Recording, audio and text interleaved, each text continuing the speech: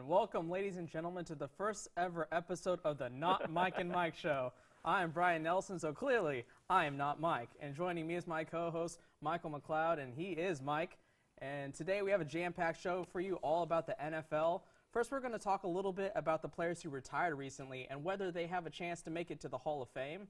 Next, we're going to talk about free agency in 2016 so far, before finally wrapping up with a discussion about the NFL draft coming up in April. But first, let's talk about the Hall of Fame. Now, Mike, do you think that Peyton Manning, the most prolific player to retire this offseason so far, do you think he is a first ballot Hall of Famer? Well, not Mike. I really think that's not even really a question. You can ask that question, obviously, but I think it's a dumb question. When you look at the accolades he has, the only argument that was really against him leading up to it was, oh, he doesn't have enough rings. He's not the greatest of all time because Tom Brady is, yada, yada, yada. But I think he's a lock for a first ballot Hall of Fame. 2020, he's going to the Hall of Fame. Book it. Yeah, with all of his accolades, first in passing yards all time, first in passing touchdowns all time, second in completions, fourth in completion percentage behind Chad Pennington, of all people, who is second all time. So take that for what it's worth of what the statistical accomplishments of Peyton Manning. I think the one thing that we all have to be aware of, though, is the off-the-field scandal with the HGH. You never know. He could, if he gets found guilty of HGH, he could be the Roger Clemens of the NFL and just be excommunicated from ever being possibly inducted into the Hall of Fame. If O.J. Simpson can kill his wife and go to the Hall of Fame, then he can take a little HGH to get back from a neck injury. And if his favorite wide receiver, who's alleged to do a little off-the-field activity as well, HGH. But people take their game seriously, and they take performance-enhancing drugs almost more as an offense against the game than off-the-field issues. So to be the first person, to be the most highly acclaimed person to be linked to HGH, I think that is something that in the 5 years, if something new development comes out and more links get thrown his way, maybe he's not a first ballot Hall of Famer to some voters' eyes. I think that, well, maybe it keeps him out of the first ballot, but I mean, Tim Brown got into the first ballot. So if you look at how the media reacted in the weeks just after the scandal came out, he was still called the sheriff. Everybody was excited that he was going to the Super Bowl. Everybody was excited that he got to ride off into the sunset. Peyton Manning, he kissed Papa John after the game. Like, who cares? He's going to do what he's going to do. And I don't think anybody really cares. And somebody who retired alongside Peyton Manning was somebody who came out around the same time, somebody who he lost the Heisman Trophy to, that being Charles Woodson. Is Charles Woodson a first ballot Hall of Famer in your opinion? I think the only reason why he gets left off the first ballot is because they don't know which team to enshrine him with. I mean, when you look at, he's got 65 career interceptions. That's fifth all time. Among DBs, I believe he's, third in sacks or something like that. I could be wrong on that. Don't quote me on that. But, I mean, he went to 9 Pro Bowls. 4 with the Green Bay Packers, 5 with the Raiders, including 2015. They voted him in. And he had a great year, just his last year. So I think all in all, you have to say he's a Hall of Famer. I think that's not in doubt. But maybe he gets left off the first ballot because they just don't know where to put him. I think he's definitely a first ballot Hall of Famer. I think his versatility really helps. He went through stages in his career. It wasn't exactly he was just one type of player his entire career. Early on, he was just this athletic lockdown corner, and then when he went to Green Bay, they used him a little bit more liberally. They used him more in the pass rush, where he got 11.5 of his 20 sacks that he accumulated in his career. And then towards the end of his career, when he started losing his step, they shifted him over to safety, and that really reinvigorated his career, where it looked for a while there that his production was really coming to just average league level, not Charles Woodson type of numbers. And when he shifted over to safety, he became a difference maker once again. And even into his last years to 39, he picked off Peyton Manning twice this past season. So that shift to safety really did help reinvigorate his career. And, sometimes in Green Bay, he'd be set up at inside linebacker just to throw defenses off. So he could do anything. There were stories that came out that when he came into the NFL in the late 90s, he wouldn't go to practice. He wouldn't watch film because he just said, you know what, just let me cover somebody, and I'll make sure they don't catch the ball. And, you know, he was the kind of guy that could back it up. So when you can have that bravado and have the skill to match up, it reminds me of Deion Sanders, and he played, you know, 5 more seasons than Deion Sanders. And everybody knows Deion Sanders is a Hall of Famer. So if you can be better, at least, or in the same conversation as Neon Deion, then I think you can have a pretty solid case for a first ballot Hall of Fame. Yeah, and I think these two conversations, we can pretty much assume they're going into the Hall of Fame. It's really first ballot. That's kind of the fun discussion we're having here. More of these fringe players that retired, though, is first going to be Calvin Johnson, who retired after only 9 seasons. I don't know what it is about Detroit, but if you're an excellent player, they just run you out of the league. Barry Sanders, now Calvin Johnson, retired after only 9 seasons. Do you think he had enough to his resume to be inducted into the Hall of Fame? I think, and we're going to get to Marshawn Lynch as well, they're both in sort of the Ezra and James conversation, where they were really dominant when they were in the league, but they didn't have the same longevity. But, you know, there's something to be said about hanging it up when you want to hang it up. Patrick Willis did that last year. He said, you know, I don't want to, you know, have to limp around the rest of my life. So, you know, I'm not faulting them for only having a 9-year career. But, you know, when you look at the stats and you look at similar players, I went on profootballreference.com. They have career comparisons on similar quality and shape of a career. You got Brandon Marshall, Vincent Jackson, Chris Collinsworth, Sterling Sharp, Bob Hayes. The list goes on, but Bob Hayes is the only Hall of Famer that he's compared to. And you can make your case for Sterling Sharp or Brandon Marshall or Vincent Jackson when that time comes. But, you know, he was really dominant. He was 6'5". He played strong safety on Hail Marys, and nobody cared. But the only stat that stands out is that he is second all-time in career receiving yards per game at 86.1. And that just meant that Matt Stafford threw to him a lot. So, I don't know. Yeah. It's kind of iffy. He's definitely not first ballot. I think maybe I don't know if it's there's like a 10-year span, and if you don't get in, like baseball, if you don't get in, you never get in. But I think eventually he'll get in. Yeah, I think really what helps him is like the optics of he is viewed as one of the top, maybe the best receiver for a good 3 to 5 year stretch of his career in his prime that some of these longevity type of receivers don't ever have. Let's look at some comparable stats to Mushin Muhammad for the Carolina Panthers and the Chicago Bears. He has 140 more catches, 200 less receiving yards, and 20 less touchdowns, but he had 5 more seasons on him. So you can see how a player like Mushin Muhammad, while very quality, isn't going to get into the Hall of Fame. You're never going to think of him as the most dominant receiver in the league. But Calvin Johnson, when you think of Megatron, you think of how tall and how fast and just his ability to separate in his prime. I think just the eye test really shows you Hall of Fame, but his numbers just don't kind of back it up. And, you know, maybe that'll help him, but maybe it'll hurt him too, because people 5-10 years down the road might not remember the eye test necessarily, and they might have a little bit revisionist. He doesn't have a ring. He spent all of his career in Detroit, and, you know, he never really he was on a team that went 0-16. So, I mean, yeah, when you look at him, you go, okay, yeah, he's a Hall of Famer. He had 2,000 yards in a season. But when you take that away and you're not looking at him and you just look at numbers on a page, he's not a Hall of Famer. Yeah, and I think the last thing to talk about is there are going to be a lot of receivers in his way. You look at this past Hall of Fame class, only one receiver got in, Marvin Harrison. They said there's no room for 2 wide receivers to get inducted at one time. So you still have T.O. waiting. You have Torrey Holt and Isaac Bruce, greatest show on turf. They're still waiting. You look at the current crop of receivers that are going to retire. Steve Smith, who has, it has 240 more catches, almost 2,000 more receiving yards, and 7 less touchdowns. He's going to be retiring. Anquan Bolden's going to be retiring. Larry Fitzgerald's going to be retiring. Yeah. So all these great receivers are going to be retiring as well. And when you compare the stats, just being 9 seasons of dominance, I don't think that Calvin Johnson is ever going to get in the Hall of Fame, in my opinion. Yeah, he'll probably end up as like the 30th best receiver of all time, and I don't know if that, like, I don't know where the cutoff is. But do you have to be in the top 25 of all time? What if then you were 25th and then you're 26th now? Like, did they take you out of the Hall of Fame? So that's a question that doesn't really have an answer.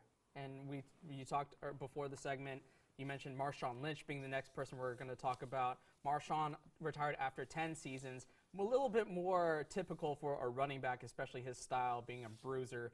But is Marshawn Lynch a Hall of Fame running back? You know, I think Marshawn Lynch had something left in the tank. He was only 29 when he retired, and you look at guys that are in their mid-30s still plugging along. Reggie Bush is 31, and he ran a 4.940, and his career should have been over a while ago, but he's still plugging away. And so he's a little bit farther up a lot of those statistical lists. Career rushing yards, he's 36th with 9,112. Career rushing touchdowns, 74. That's 24th all time. He has, a couple of two-point conversions to his credit. All-purpose yards, he's only 112th, but all-purpose yards means he was doing punt returns too, and he wasn't. So that's not exactly fair. Yards from scrimmage, he was 76th all time. I can go on and on, but he's really middle of the road. I think if he had continued 2 or 3 more years, if he came and maybe went to Oakland or something, just finished out his career, a 3-year deal, something like that, and he averaged his 4.3 yards a carry, then I think that would have gotten him into the Hall of Fame. He's one of those guys that needed longevity. He wasn't quite as dominant. He was hard to bring down, and we'll always remember him pushing over Darren Sharper, but he wasn't nearly as dominant in an era that had Adrian Peterson, Arian Foster when he was really great in Houston. I can name a couple others, but he was maybe the 5th best, or at least in the top 5 best running backs at his time, but he wasn't the best in any one year. And his last year being injury-riddled, couple that with his career in Buffalo, if you want to call it a career, his time in Buffalo is really forgettable. I'm not sure if he played 3 seasons there, 3 or 4, but it wasn't only until he got to Seattle where he got a good 5 years of production. I think the longevity thing is going to be the one thing that keeps Marshawn Lynch out of the Hall of Fame. What do you think about rings, though? Having Marshawn having a ring and really being the focal point of the offense the year that Seattle won the Super Bowl, do you think that plays any factor? He has a ring, yes, but I think more importantly is the ring he didn't get. When it was obvious that he was the reason why they were in the situation, Seattle was, and then they decided to throw on 4th down, and we all know that story. And maybe it was because they didn't want to give him Super Bowl MVP, because if Marshawn Lynch rushes in the touchdown, he's getting MVP. And that whole thing with the media, I'm just here so I won't get fined, they didn't want to give it to him, I think. That's a little bit of a conspiracy theory. But I think he was more dominant that year that they didn't win than the year he did win a ring. So, yeah, he has a ring, and so in 5 years we'll talk about how he has at least 1 ring and Calvin Johnson doesn't, so should he be in the Hall of Fame, blah, blah, blah, blah, blah. But I think, at least for now, it was the ring he didn't get that weighs more heavily on his career and his impact to the game than the ring he won. Yeah, if you look at the resume, just off the top of your head, if you hear, I'm a Super Bowl champion versus I'm a 2-time Super Bowl champion and a Super Bowl MVP, that weighs very heavily on a resume. I think they were 1 yard away from Marshawn Lynch being in the Hall of Fame. So think about that, Beast Mode. Yeah, so the last person we're going to talk about is on the defensive side. When you brought up to me that we're going to talk about this person for the Hall of Fame, I was like, no way, this person is not a Hall of Famer. And then you look at his numbers, like, is Jared Allen a Hall of Famer?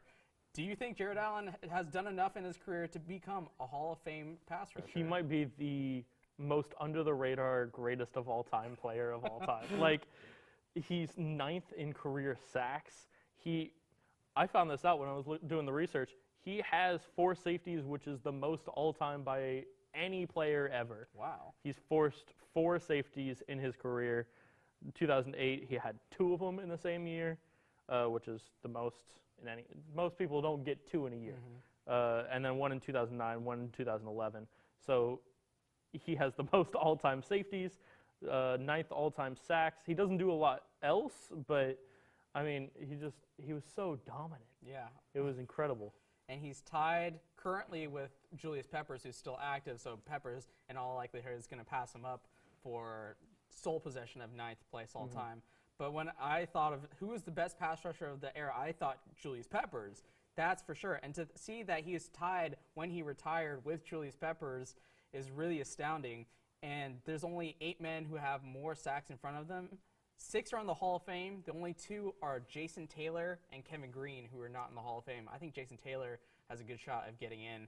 So the only question is he going to get the Kevin Green treatment? Is that, yes, you have the numbers, but were you really the most dominant pass rusher of your era to be worthy of the Hall of Fame? You know, it hurt him that he played in Minnesota because nobody cares about the Minnesota Vikings. Minnesota Vikings fans don't even care about the Minnesota Vikings. But when they did the similar quality and shape career comparisons, when the first name on the list is Howie Long, you're a pretty good guy. You're more than just a guy. You're the guy. And if he had played on a team that had more mystique to them, if he had played on Michael Strahan's teams or any one of those, he would have had the media publicity that would have propelled him into spotlight, and people would have at least acknowledged him more. But you know, he doesn't have a ring. And the closest he ever got was in 2009 when Brett Favre took him to the championship game. No, not the Super Bowl, but the championship game. So that was the closest he ever got to a ring. Played for Carolina, and then they shipped him to Chicago 3 games before the playoffs. And that's not fun. You know, Chicago played him an inside linebacker or outside linebacker for 3 games. Really? Yeah, Okay. and he was just like, I'm not having it. I'm retiring. I'm going home. I'm going to go to my farm, rope some cattle like he does. So Jared Allen, I think just based off the surprise of his numbers, I would personally vote him for the Hall of Fame if I had to vote. That's just me. This has been our Hall of Fame discussion. I think we had a very kind of really detailed discussion about the Calvin Johnson and Marshawn Lynch kind of gray areas and the definite first ballot Hall of Famers of Woodson and Manning. So after this short break, we will come back and have a discussion about free agency in 2016. Hi, everybody. Greg Poff here in the Solano College Sports Network studio to tell you about a great opportunity here at Solano Community College, where we are the only college in the nation to have our own sports broadcasting program. So if you're interested in a career in sports broadcasting, Solano Community College is the place for you. And we offer students training in all aspects of sports broadcasting, whether it's behind the microphone, using a camera, or learning to operate our state-of-the-art TV production system in our newly renovated TV studio, or out in the field covering an actual live Solano Community College sports event. At SCC, our sports broadcasting program is responsible for providing broadcasts of Solano sports events and creating shows to be telecast on Fairfield's Channel 28, as well as webcasts on our Solano College Sports Network YouTube channel and our Facebook page. So if you're interested in taking one of our sports broadcasting courses, you will find them listed in the SCC schedule of classes each and every semester under Communication Studies. Also, by the end of this spring semester, we will have a certificated program in place where you can earn a certificate in the field of sports broadcasting that has you ready and prepared for an entry-level position in that particular career. So come on over, check us out. You can find us in the TV studio in room 121 on the main campus at Solano Community College in Fairfield, California. And remember, here at Solano College Sports Network, it's more than just sports. It's an education. And welcome back to the Not Mike and Mike show. Mike, let's talk about free agency in 2016. Which team do you think had the best free agency so far in 2016? Do you think it was the Jaguars? Do you think it was the Giants? Do you think it was the Raiders? Or do you think another team rose above those other 3 to get the best spot so far? Well, you can make a case for the Texans going out and getting Brock Osweiler, but I'm actually not that sold on Brock Osweiler. So I'm not going to mention them. Oh, I already did. But you can make a case for the Giants. They went out and got Olivier Vernon, Janoris Jenkins, defensive tackle from the Jaguars. But, you know, there's a history of people winning free agency and going out and spending big bucks on people that on paper should make your team better, and it just doesn't work out. The Raiders, however, they went out and they got things that were needs. The Giants had Jason Pierre-Paul. They kind of had a pass rush, even though they were like last in the NFL in pass rush. They had pieces there already that they let go to bring in new ones. The Raiders added on to their core. They got Sean Smith, which I think is a top 10 cornerback. They got Bruce Irvin. They got Kelechi Osemele, who's eventually going to play offensive tackle once Donald Penn decides he wants to go somewhere else in 2 or 3 years. And so I think you got 2 top 5 players in Osemele and Bruce Irvin. You got another top 15 player in Sean Smith. And I think that overall, when they fill needs, is better than the Jaguars going out and spending money or the Giants going out and spending money. Yeah, see, for me, I think the Jaguars personally had the best. I think they had the depth that a really good free agency class has. Some of the people they got were Prince Mukamara on just a 1-year deal, somebody who has something to prove, somebody who was looking for a second contract. So having a talented cornerback like that help your secondary just for a year, I think that's helpful for them. Deshaun Gibson, they signed to a long-term deal at safety, really frees up Jonathan Cyprien, the strong safety, to play more in the box, to be the hard hitter he was projected to be out of college, to be more effective that way.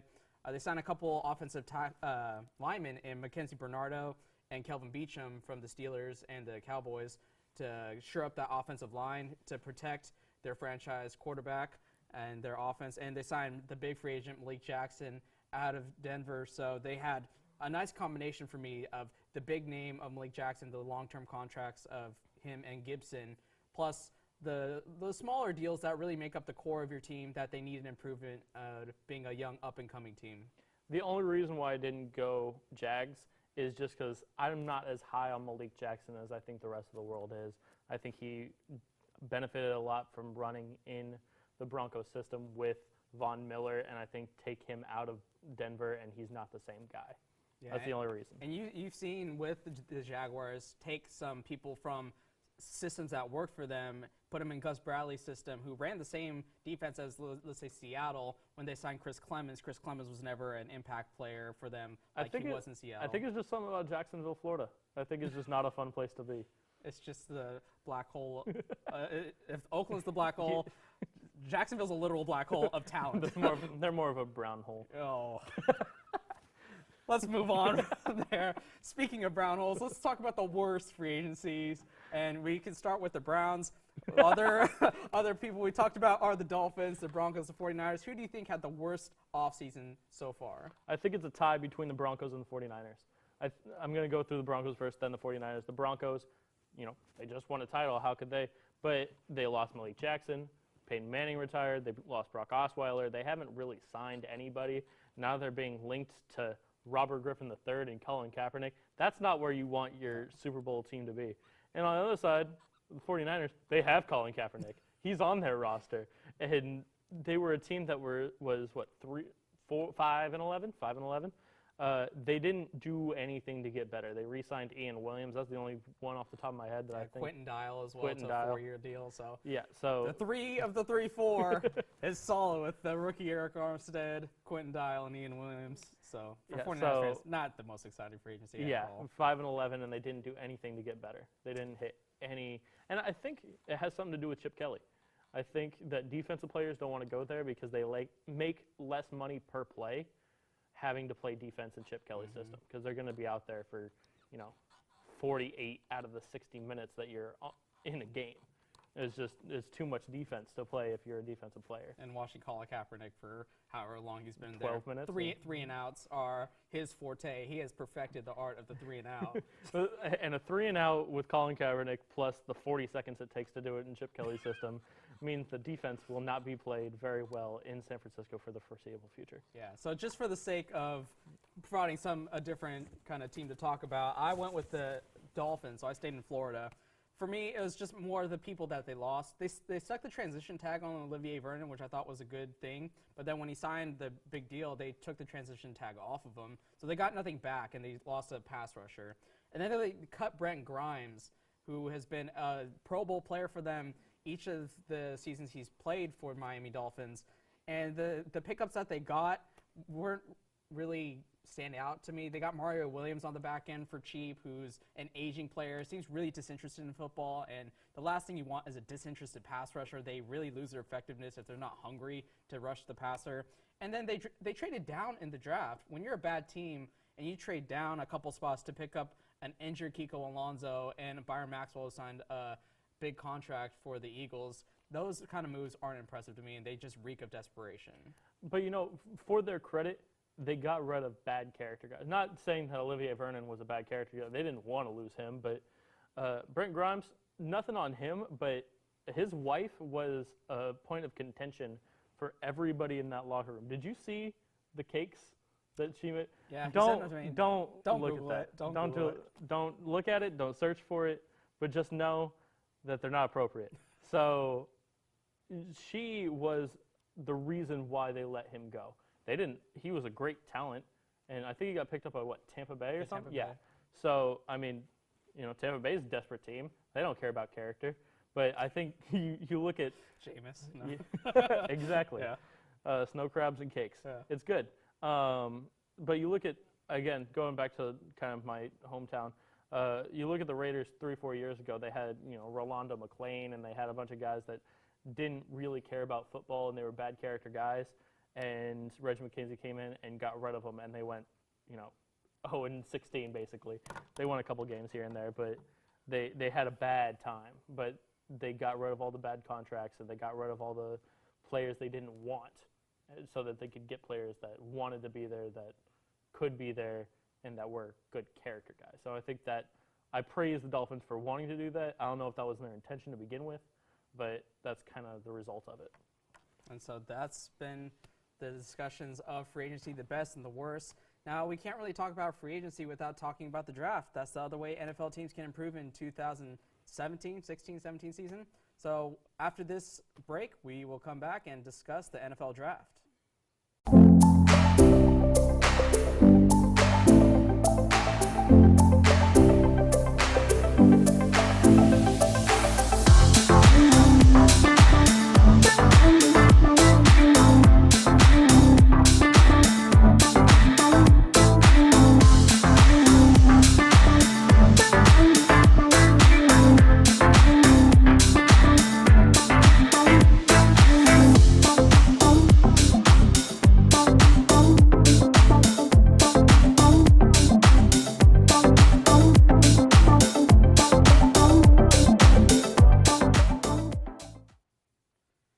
Welcome back to the Not Mike and Mike show. The last segment we have is a discussion on the 2016 NFL draft. Mike, who do you think needs to have a good draft in order to improve their team the most? Well, maybe not to improve their team, but I think that the Rams need to have a really good draft. I also put the Cowboys up there as just kind of they're Dallas, they're America's team, and they always need to be good, and so I think they need to draft well. But I think the Rams moving to Los Angeles and fighting for their spot in Los Angeles, they need to start it right, and I think they need to draft really well in order to at least give potential new fan bases. I mean, LA is still Raider country, and so in order to bring them over to the blue and gold, I think you really need to inspire some hope in potential fans that in maybe not this year, but in 2-3 years, the Rams will rule that division. I really think they have a base based off the draft picks they've had recently. Todd Gurley looks like a megastar at the running back position. Aaron Donald has numbers comparable to J.J. Watt almost at the defensive tackle position. So you got a couple players on both sides of the ball to build upon, and having a good draft would definitely build upon that because they need a quarterback. I'm sorry, Case Keenum is not going to fill the seats at an L.A. stadium. So if they could draft a quarterback potentially to kind of groom into that position to get fans excited, I think the Rams are a good pick. You went homer for the free agency. I'm going homer for the draft. You talked about how bad the 49ers draft is, the free agency has been. They haven't targeted anybody. They just re-signed their own players. So I think they really need to have a good draft. I think establishing that quarterback in the first round is very important. I think Carson Wentz, Jared Goff, whichever one doesn't go to Cleveland, I think the 49ers should draft them. Trade Colin Kaepernick, get some depth in either this year's draft class or next year's draft class, depending on the pick you get. And I think in the second round, it's an opportunity to draft a speed receiver that's not available in free agency. When I looked at the available free agency list of wide receivers, there are a lot of possession receivers. And a Chip Kelly offense, you really saw speed guys really excel in college. I think somebody like a Corey Coleman out of Baylor would look really good in a 49ers uniform in the second round. So I think those first 2 picks on offense to build around that Chip Kelly offense is something that the 49ers really need to have in order to get that Chip Kelly era to a good start. Especially because they lost Anquan Bolden, and it doesn't seem like they're going to re-sign him. So Yeah. you only have Torrey Smith on your team. I'm pretty sure Anquan Bolden's legs would fall off at the amount of times he would try. Yeah, just run screens. Yeah. That's all you need to do. And so now that we talked about who needs to have a good draft, let's talk about some individual players to keep an eye out for. Who do you think are the top 3 talents of the first round? So I'm kind of cheating a little bit. I kind of have 4 guys. I have Jalen Ramsey out of Florida State. I think he's a boy. Yes. And then I have down here Cleveland quarterback. I don't know who they're going to pick, Carson Wentz or Jared Goff. I think whoever Cleveland picks will be more successful than whoever San Francisco's stuck with, and that's, I'm saying Cleveland's going to be successful for the first time ever, LeBron. But I think that there's more potential because I just don't think that Chip Kelly's a quarterback guy. I think that he just ran into something with Marcus Mariota. I think that either Carson Wentz or Jared Goff, whoever goes number 2 overall, will have a better career than whoever goes number 7 to the 49ers.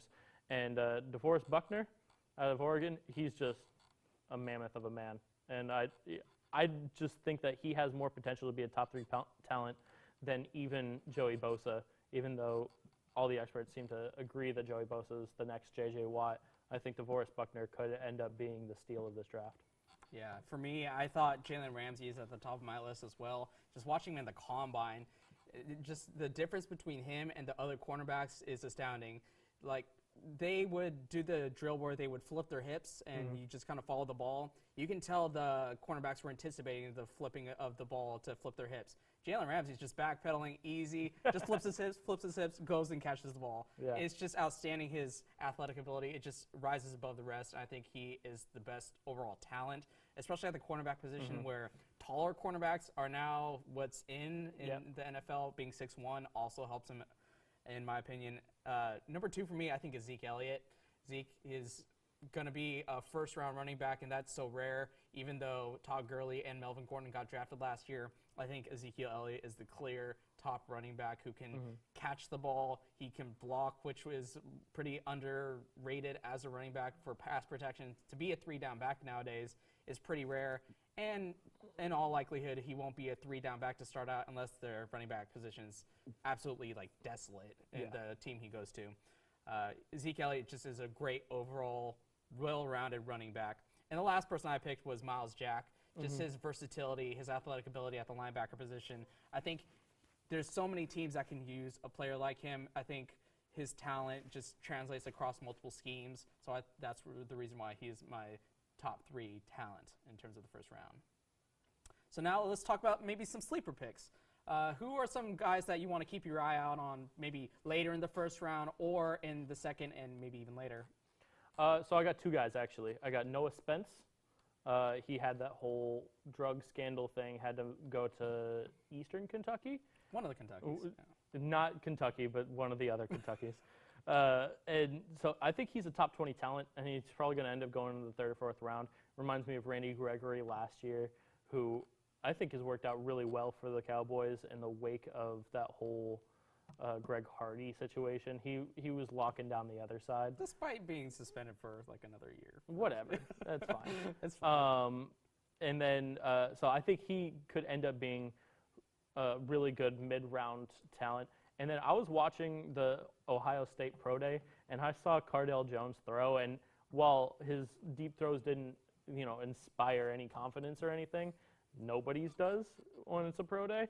And so I saw Cardale Jones, and he looks slimmer. He looks in shape. He's running huddles. He was taking snaps from under center.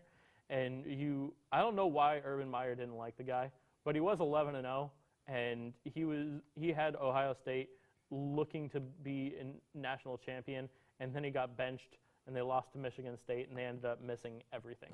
So I think Cardale Jones was the guy out of those 2 that should have been the starter, and I think that he'll end up going in the 4th or 5th round because of him getting benched, and he only has 11 games on his resume. But I think that they were 11 great games, and he won. His first game was Big Ten championship, and then the second game was the Sugar Bowl. Yeah, like so he's obviously seen big stages, and he's competed very well in them. And so he probably won't start, but after 2 or 3 years, whoever picks him up is going to have a mammoth of a man in Cardale Jones. And for my sleeper pick, I'm staying with the same school, just on the opposite side of the ball. I went with Darren Lee. I'm really impressed with his story. He was a running back out of high school. I believe he played running back at Ohio State for his freshman year, but then got converted to the other side of the ball and became a force on the defensive side of the ball. I think it's following the trend as well of the NFL. You see smaller linebackers who can cover. They're moving a lot of safeties now who were drafted as safeties. Look at Dalen Buchanan with Arizona. You look at Mark Barron with the LA Rams now. I think Darren Lee is in the mold of that, and I think the team that gets him not only will follow the trend, but will get an athletic linebacker who can cover and tackle the ball. So Darren Lee would be my sleeper pick for the later half of the first round. So now for Bus. Bus are always in the draft. You always got to be prepared for it. And Ryan Leaf. Yeah, if your team drafts one, good luck, and you'll be back at the top of the draft the next year. Who are some of the players that you have your eye on as potential busts? So they're actually guys that I think are top 10 talents, but I think that they'll just be picked into really terrible teams. And so I have Ezekiel Elliott. I think with the trade that Philadelphia made to move up in the draft, I think that was to get Ezekiel Elliott with the number 8 pick. And the Eagles have never won anything a day in their lives. And I think Ezekiel Elliott will end up a lot like Melvin Gordon, where he probably should be better than he is, but he just is going to play in a system that you see what happened to DeMarco Murray. For 2 years, one with the Cowboys, he's the league's leading rusher, and then he goes to the Philadelphia Eagles and he gets 800 or something like that. And it's the biggest drop in production from one year to the next. And so I think Elliott's going to end up being a victim of a system. You don't think the Chip Kelly being out and Peterson coming in with the Kansas City scheme, where they're pretty running back heavy, and we saw what they did with Charles' injury and replacing him with multiple running backs, you don't think that change has any effect on that? I think that the offensive line for Kansas City is a little bit better than the offensive line for Philadelphia, and as much as it pains me to say it, I think Alex Smith is slightly better than Sam Bradford as a quarterback. The other guy I have is Joey Bosa. I think he's really scheme reliant. And so even though he's probably going to end up a really great pass rusher, if he goes to a team that wants him to be a stand-up 3-4 linebacker, he's not going to have the same success. He's not Khalil Mack or Von Miller. He's not any of those guys that can play multiple positions. He needs to be a 4-3 outside defensive end in order to really be successful. Yeah, I've seen those mock drafts where he goes to the Ravens, and I think, really, why would the Ravens want to pick him up when it just seems like a really bad scheme fit? The only thing I could think of is like they want to bulk him up and make him into the next like Haloti Ngata maybe. Yeah. But I think really those 4-3 schemes really lend his skill set a lot better. I think like the Cowboys, for example, would be a good fit for him. Running a 4-3 with, like you said, Randy Gregory being out and Greg Hardy being a free agent. For me, I think the biggest bust alert is at the quarterback position is Connor Cook. I think he's getting a lot of hype as like a second-round, third-round kind of quarterback to draft and develop. Just for me, it just screams of he measures really well, but look at his college career, nothing really stands out for me as a positive. In the biggest games, he tends to turn the ball over a lot or just not put up a lot of great numbers in order to make his team successful. And I think that Michigan State team was so good on the defensive side of the ball. You look at guys like Shalik Calhoun and company. They had such a great college football defense that their offense just needed to be consistent. And they didn't have consistency, and I believe it's a lot to do on the shoulder of Connor Cook. So if I was the 49ers and they were looking for a quarterback to develop, Connor Cook, I would be the one I would kind of stay away from. Yeah, I would. If I was an NFL GM, I'd take Cardale Jones before I'd take Connor Cook every day of the week. Yeah, kind of reminds me of like Brandon Wheaton, where they're like, oh, wow, look then at Cleveland's the gonna arm pick him strength. up. Yeah, Cleveland, Connor Cook. Perfect. Yep. Match made in heaven. All right. Speaking of match made in heaven, the first episode of Not Mike and Mike Show has been a success, in my opinion. It was terrible. Yeah, I hated it. yeah, of course you hated it. We talked about the retirements in the Hall of Fame, free agency, and the draft. We hope you enjoyed the first episode of the Not Mike and Mike Show, and we'd like to thank you for watching.